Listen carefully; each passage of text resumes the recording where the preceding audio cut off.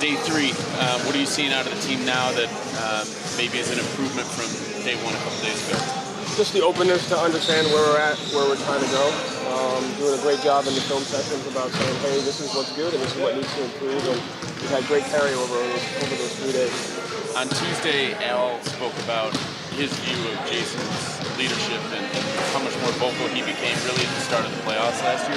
What have you seen in the way that he's grown in that sense in terms of what his voice is in the locker room and on the floor? I mean, I think we've all grown. I think, failure helps that.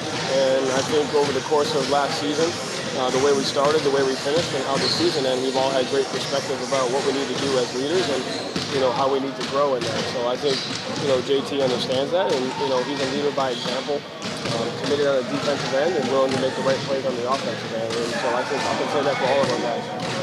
Are you guys doing any two-a-days? No. I want to keep my job.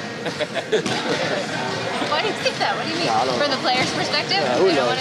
Nah, one's enough. A little longer today. What were you guys working on? Just execution. I thought today was important with, an off day coming up is to make sure that we're where we want to be and we're settled in our identity on both ends of the floor before we leave, and the guys were committed to that.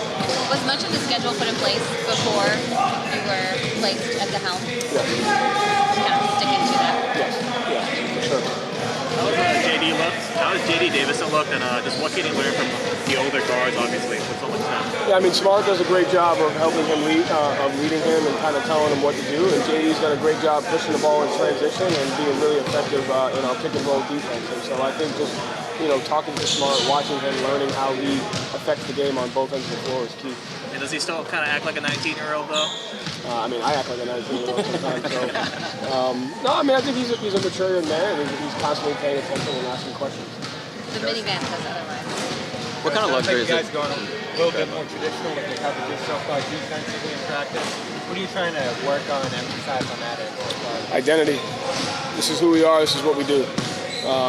There'll be plenty of time to be flexible and to make adjustments, but we have to have an identity, and we got to say this is what we do and this is how we do it. With the switching, it sounds like you have a group that you like switching a little bit more with so far. That was a big part of that identity last year, switching everything. Just how much do you expect to lean on that this year? A lot. I mean, like I said, we try to keep as much as we can the same because it works. And so that's part our defensive identity and how we've gone about teaching our progression. It's the same roster, and that's kind of what we want to do. Is it going to tend to be a personnel basis a little bit, depending on the lineup, you think? For sure, yeah, definitely.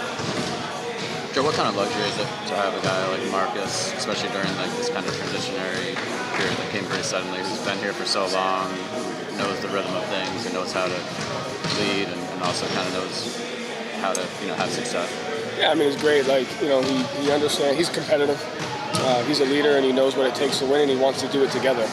He wants to be held to a standard, and so, him being a point guard, me being a point guard, it's kind of that relationship that we're able to look at it from that perspective.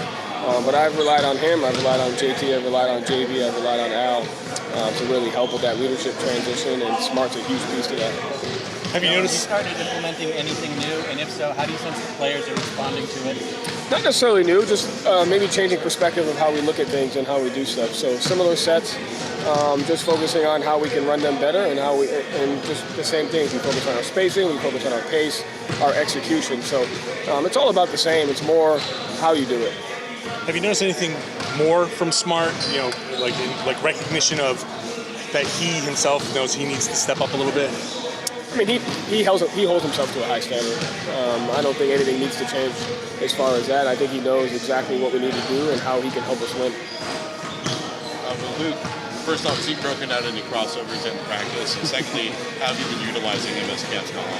Luke is great, just how we would use all of our bigs, making sure that they protect the rim first, making sure they're the anchor of our defense, and then the offensive end, how can they get our guys open and how can they help us, create advantages in 2-on-1 situations.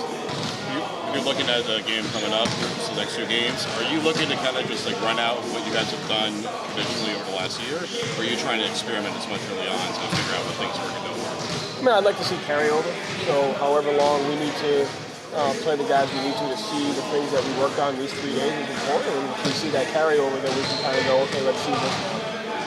So I think that's what we're looking for. Joe, when it comes to the assistants on your staff, you were just getting to know a lot of those guys for the first time last year. How are you kind of relying on them in your new role? Great staff. Their character is great. Their leadership, their communication. I try to ask them more questions before making decisions. And the great thing is we built a great dynamic on our staff last year. And so we all know each other's strengths and weaknesses very well. We all know how to communicate with each other, and they do a great job. You would rely on your assistants. What do you look for in an assistant, ideally? Honesty. Just where are we at and where are we trying to get to? Does this make sense? Is this what our team needs? They're all very, very smart.